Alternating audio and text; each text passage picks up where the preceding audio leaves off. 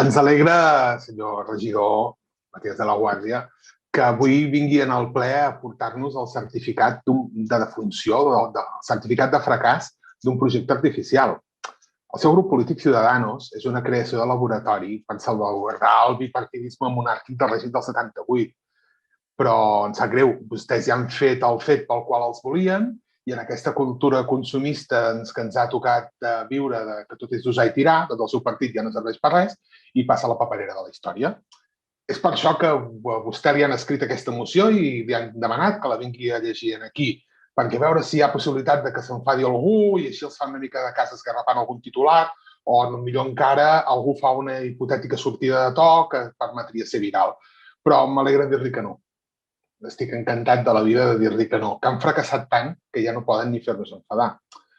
La moció que ens porta és fruit de dos eslògans que vostès realment han repetit des del minut zero de la seva creació de partit. Un que teòricament és local, que diu aquí venimos a hablar de las cosas que realmente importan a los castellarenses, no de secesión ni de romper a la convivencia, que, perdoni'm la franquesa, ha resultat més fals que un bitllet de 3 euros, perquè vostè, que porta més de 2 anys en aquest ple, ens ha demostrat que el seu grup i vostè com a regidor no tenen opinió de res, ni s'estudien res, ni es preparen res, ni s'interessen per res, i la prova la tenim a cada debat de pressupostos, els pressupostos, el que regulen la vida d'aquest municipi, on no en tenen res, o en el mateix ple d'avui, on ni 4 milions d'un contracte de neteja, ni 2 modificacions de crèdit de les més importants de la història, ni el futur urbanístic i comercial de Castellar del Vallès, ni la necessitat d'habitatge de lloguer, ni els acords que es presen a Junta de Govern es mereixen mai ni 3 minuts del seu temps per llegir-s'ho.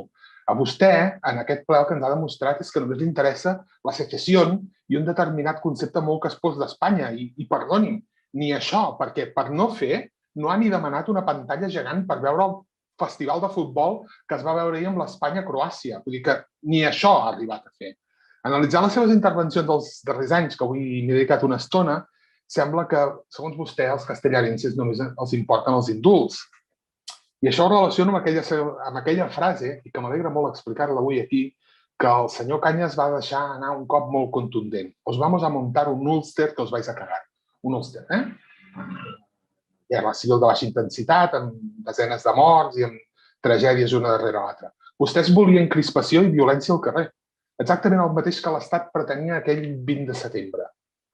I miri, que és fàcil, trobar imbècils al món que creuen que les coses s'arreglen a bufetades. Però no, per sort, no han sapigut fer ni això, vostès. Per sort. I malgrat els assetjaments mediàtics de ciutadans innocents, especialment a mestres, que vostès han triat per estudis de mercat, la societat catalana els ha passat per sobre donant-los una lliçó de civisme i de democràcia. I això és el que avui vostè intenta combatre aquí en aquesta moció. Ara hi ha el cant del cigne, el darrer abans de la desaparició total electoralment, que es veuen abocats en pocs mesos, han d'interpretar un darrer paperet que és necessari. Un paperet que consisteix en fer bons al PSOE i al seu president amb el tema indults.